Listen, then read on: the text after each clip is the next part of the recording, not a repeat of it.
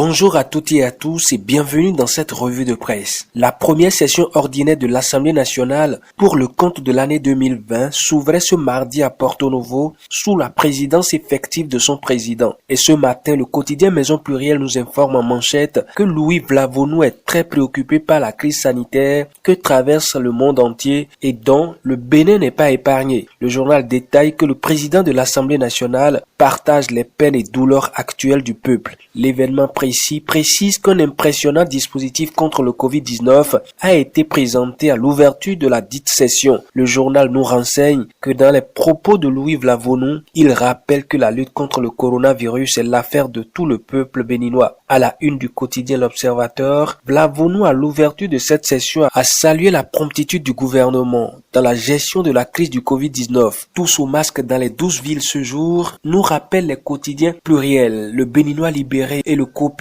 Le challenge de renchérir que l'administration Talon ne dort pas. La mesure entre ce jour en vigueur dans les 12 communes retenues pour le cordon sanitaire. Titrant aussi sur la mesure ce matin, le potentiel ajoute que des patrouilles policières seront organisées pour interpeller les indélicats. Le ministre Saka Lafia met en garde les contrevenants et menace que des patrouilles seront faites pour imposer la mesure dans le cordon sanitaire à la manchette du matinal de ce matin. À Dambi, à Cotonou, le cœur toujours à Parakou et c'est Gbadamassi l'émissaire. Titre ce matin le Béninois libéré. Le journal fait allusion au don de 5000 masques et 200 systèmes de lavage de mains aux femmes des marchés et conducteurs de taxi-moto de Parakou. En tout cas, depuis ce mardi, certains indélicats font déjà les frais du non-respect des mesures gouvernementales pour éviter la propagation du virus. Le quotidien Bénin Intelligent informe que 2 curés et 3 pasteurs sont épinglés. Le coopérant rappelle que c'est dans le cadre de la répression contre les réfractaires aux mesures de prévention du coronavirus dans notre pays. Le journal détaille qu'il s'agit d'un pasteur et son épouse qui sont jetés en prison pour célébration de culte clandestin et 4 autres religieux mis sous convocation. Pour finir ce matin avec le dossier, Talon parle de la gravité de la situation et c'est la manchette du quotidien Libération qui nous l'apprend. La presse du jour de renchérir que notre survie individuelle et collective est entre nos mains, rapportant les propos du chef de l'État.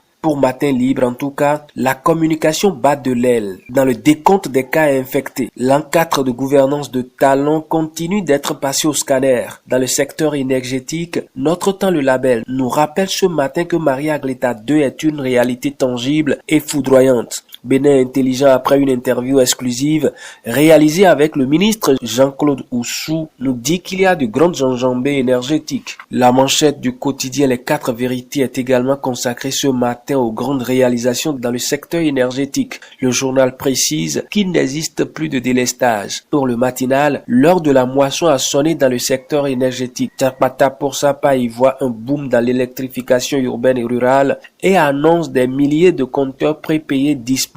Au regard du bilan des 4 ans de gouvernance de Talon, invité sous l'abrapalable de l'événement précis, Angelo Awandi nous déclare qu'on ne peut pas laisser Talon partir en 2021. Pour Lazare ça en manchette du grand quotidien, Talon est une chance pour le Bénin. Le report des communales s'impose, selon Matin Libre ce matin. La presse du jour nous rappelle sur le sujet que le chef de l'État et les présidents d'institutions en décident ce jour. Au regard de la pandémie du coronavirus, l'urgence de reporter les élections est capitale. Et puis pour finir ce matin, nous avons Yayi et les FCBE. Yayi ou la démission controversée, se demande mon confrère du quotidien Pluriel. Matin Libre abonde également dans le même sens. Yayi, une démission au-delà des FCBE. Analyse ce matin mon confrère. Contestant les actions du bureau exécutif national du parti FCBE, le Béninois libéré pense ce matin que Kamara Sangari perd les pédales, et ceci à cause de l'interpellation sommative du jeune juriste pour demander comment s'est-il retrouvé dans le dit bureau reconnu par l'État au regard de la loi sur la charte des partis politiques. Ce sera tout pour la revue de presse ce matin. Merci à toutes et à tous de nous avoir suivis.